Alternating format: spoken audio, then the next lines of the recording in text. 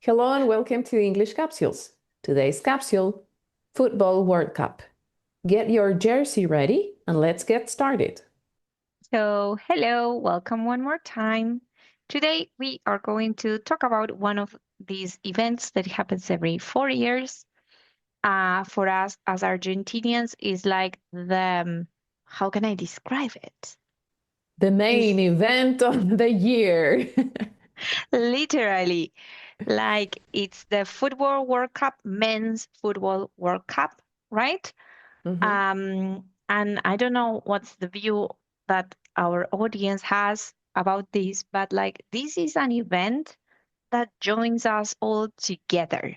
It's got like that magic that suddenly you become a united nation, no matter if it's Yeah. Argentina, Spain, United States, whatever. It's like even if you have different points of view, if you have different political views, with this thing, everyone comes together in order to support their team. Exactly. Their team, meaning their nation, because this is the moment in which you see the best players not representing the club they usually play for, but representing your nation. So it's like many of the best players come together into one team. It's got this thing of uniting people. Like you were saying, they are not representing their normal teams, the ones they have Mm-hmm. contracts with. This was one World Cup that happened last year over the summer. There was a teams World Cup, but it's like a completely different thing. Mm-hmm. Because in this case, you are defending your national colors, and that makes it completely different. So players that normally come from different um, different teams, probably different countries, because like And in different Argentina, we continents. have players who play in Europe, in the United States, in Latin America. So they all join and they make up this team that is going to do an amazing thing playing against the other nations. Mm-hmm. And of course, in our case, I think that when we think about our national team, there are also rivalries. Like you want, I don't know, one team to lose and you want the other team to win. It's a really cool event. Even if you are not a great soccer fan, like you are every Sunday watching soccer.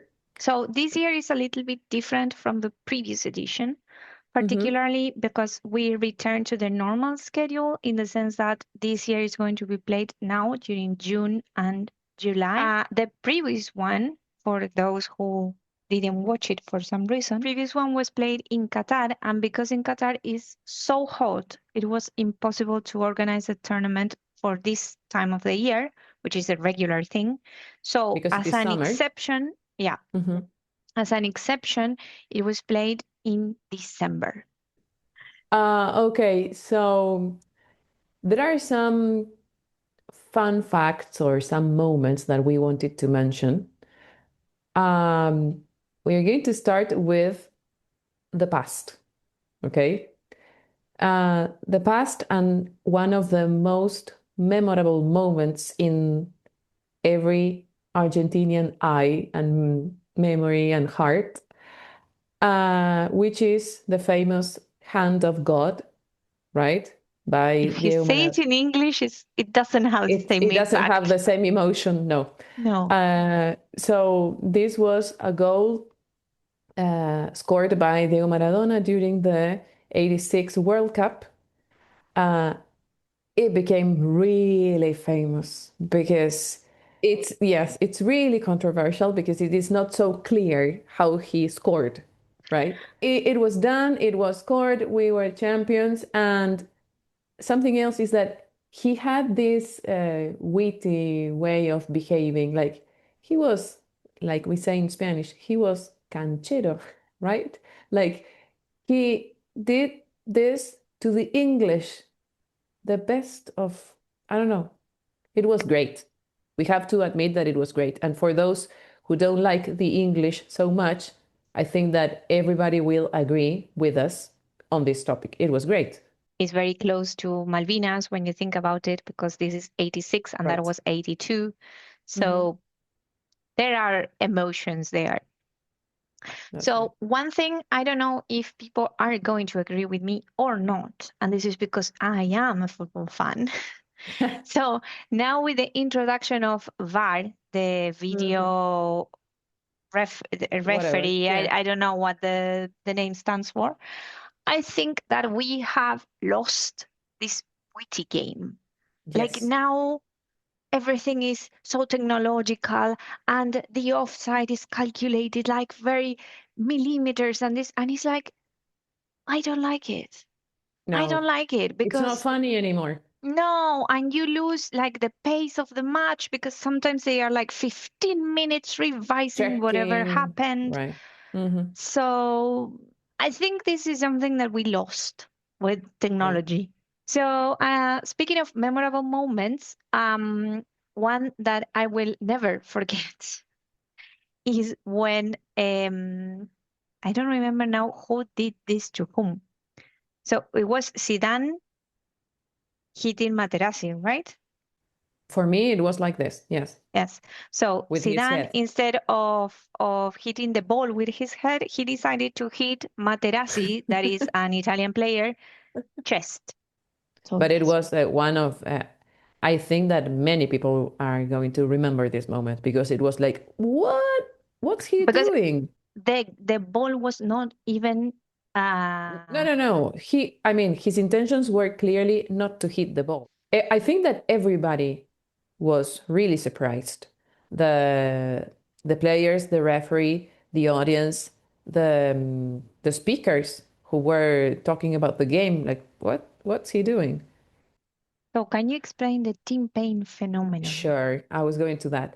So, for those who live in Argentina, there was a phenomenon like, I don't know, less than a week ago, less than a week ago, which is the Team Pain phenomenon. What is this? What happened is that an Argentinian influencer looked for one soccer player who had very few followers on Instagram. So he said, we are going to make this guy famous. I think that he did not realize that his actions were going to be like a boom. It was like a incredible what happened because this guy, Tim Payne, he's a soccer player from New Zealand. He became viral. He went viral because everybody started to follow him. The FIFA made comments on his Instagram account. The All Blacks uploaded a song because there's a song about Tim Payne. Then his girlfriend became viral, also singing the song because the girlfriend is from Colombia, I think, also singing the song in Spanish.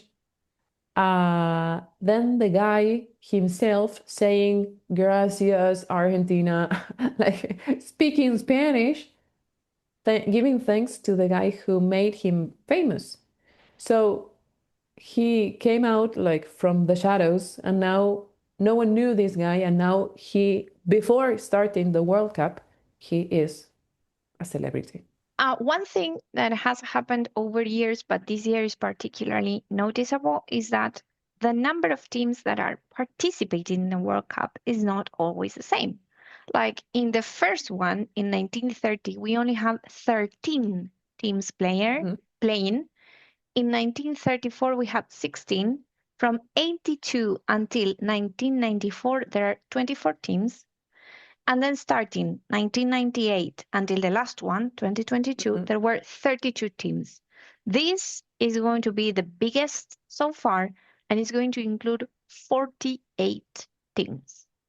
Mhm. That I don't know what people think, but this is a lot of matches. I don't know if I like it so much. Well, but despite of what you're saying, that the amount of teams and everything, there is something else which is really like outstanding, because of all the nations in the world, only 8 nations have won the Men's World Cup. Only 8, which is really few, actually. Like a very small portion.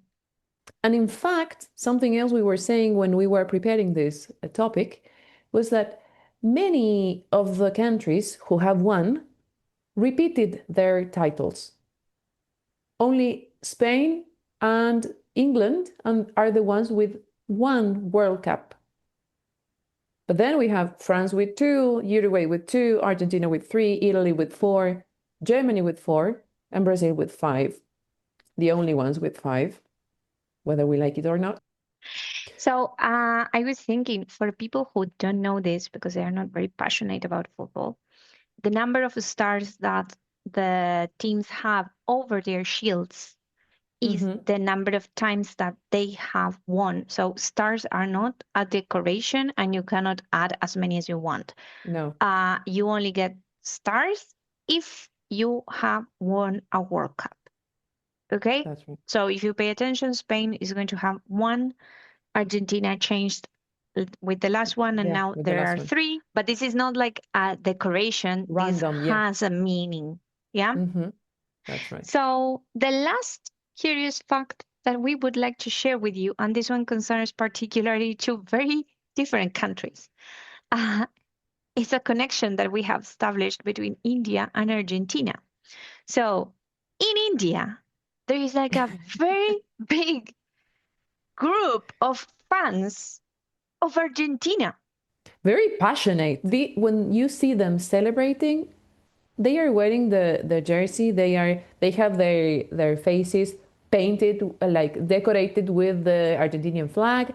It looks like they are in Buenos Aires. If you look at, I don't know, if you see a picture, if you're watching a video, it's like, wow, they are incredibly passionate. This whole phenomenon started with Diego Maradona during the World Cup of 1986. But then they loved Maradona, and then they started to love Messi. So it's like, I don't know what happens, but they are huge fans of Argentina. So we are going to leave a question for our audience. Okay. So this is very personal. You can drop a comment below wherever you're listening to us, or you can leave it in our Instagram account, The English Capsules. So our question for you this week is, what is your favorite World Cup moment, and which team do you think will win the next tournament? If you are a lifelong football fan, or maybe someone who only watches the World Cup every 4 years, this tournament offers stories of triumph, heartbreak sometimes, and unity, what we were saying at the beginning. So this is a reminder that sport has this power of connecting people from every corner of the world.